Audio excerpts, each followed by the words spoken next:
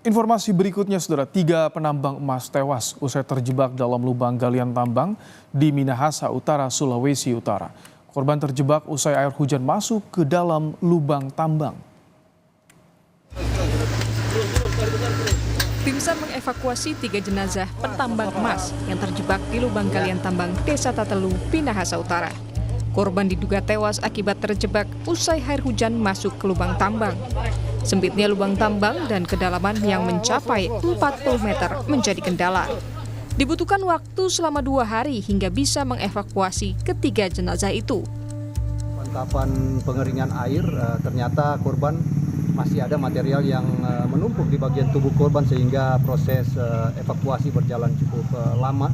Dan puji syukur pukul 00.55 atau hampir jam 1 dini hari, korban kedua berhasil dievakuasi. Dan pada pukul 2:20 korban ketiga berhasil dievakuasi, itu pada tanggal 9 Desember 2024.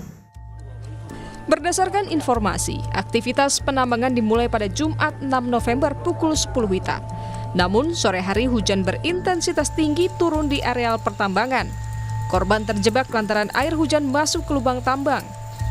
Kini seluruh jenazah korban telah diserahkan pada keluarga untuk dimakamkan. Tim Liputan, Kompas TV.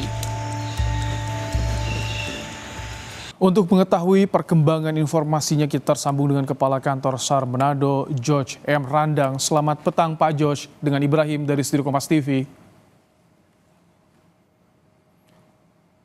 Halo, selamat petang Pak George. Halo, selamat petang.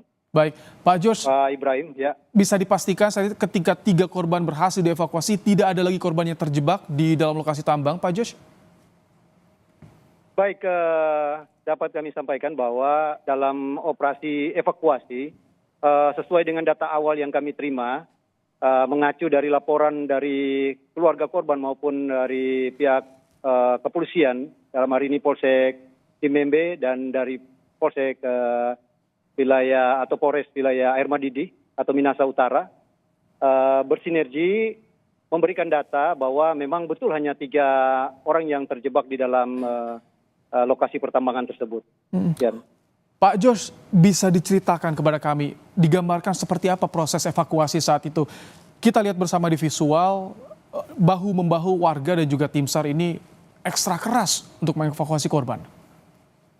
Jadi baik Pak Ibrahim, jadi dalam proses evakuasi ini memang betul ada sedikit keterlambatan dalam proses evakuasi karena mengingat kita tahu sama-sama di dalam lokasi pertambangan itu tentunya labil ya, dari konstruksi ataupun dari ketahanan struktur tanah itu sangat labil dan membahayakan tentunya bagi penambang-penambang yang ada di lokasi pertambangan karena daerah tersebut merupakan daerah pertambangan dan rekan-rekan yang melakukan aktivitas evakuasi baik dari Basarnas, dari pihak Polsek Dimembe maupun dari Koramil Dimembe dan dari masyarakat dalam hal ini para penambang-penambang lokal yang melakukan evakuasi itu berhati-hati tentunya berdasarkan hasil pendalaman kami melakukan asesmen dan benar-benar kami sangat berhati-hati dan memberikan arahan ataupun petunjuk kepada tim gabungan ini. Karena resikonya kita tahu sama-sama ancamannya bagi penolong itu bisa tertimbun. Sehingga proses evakuasi melakukan asesmen itu kami ada beberapa tahap dari mulai pengecekan kedalaman dilakukan bersama dengan penambang yang awal yang selamat. Yang kedua mulai memeriksa tentunya struktur dari bangunan ataupun rangka dari lokasi tambang. Yang ketiga setelah melakukan pengurangan debit air, ada tim kerja yang diarahkan oleh tentunya pelaksana operasi, dalam hal ini kasih operasi dan rekan-rekan gabungan ya. Itu berapa kedalamannya Pak George? Baik, untuk kedalaman kurang lebih 40 meter sesuai dengan informasi dari rekan-rekan penambang. 40 meter saat kejadian ada berapa penambang sebetulnya? Baik, dalam kronologis itu diinformasikan ada yang selamat itu lebih dari 3 waktu pada saat melakukan aktivitas pertambangan. Namun pada saat terjadi luapan air pada informasi kronologis mereka melakukan aktivitas dan terjadi semacam banjir di dalam ruangan itu pas mulai dari awal, dari bawah lubang tambang. Mereka ada yang terjebak, ada juga yang berhasil menyelamatkan diri. Sehingga yang terjebak ini tidak bisa berbuat apa-apa sesuai dengan informasi yang selamat bahwa mereka tidak bisa menyelamatkan karena space dari ruangan itu sangat terbatas. Kalau Ini yang membuat mereka terjebak. Oke, kondisi korban yang selamat bagaimana saat ini? Apakah lemas kondisinya atau seperti apa Pak George? Baik, tentunya dalam kondisi panik ya, mereka mengupayakan untuk evakuasi mandiri, melakukan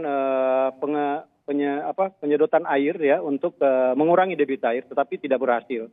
Dan akhirnya melaporkan ke pihak Polsek di Membe dan Koramil serta pemerintah daerah, camat dan rekan-rekan sesama penambang. Setelah itu dikoordinasikan ke Basarnas sehingga kami langsung merespon dengan mengirimkan tim yang tentunya diharapkan tim yang mampu untuk bekerja di confined space, daerah-daerah terbatas dengan peralatan kami siapkan. Namun dari langkah-langkah pertama itu kami memahami dan koordinasi dengan korban yang selamat bahwa dia menyaksikan dan dia kondisinya stabil, sehat. Sehingga langkah operasi yang kita lakukan, kita melaksanakan asesmen dulu, memantau lokasi adakah daerah-daerah yang rawan lagi untuk terjadi longsor susulan ataupun ini.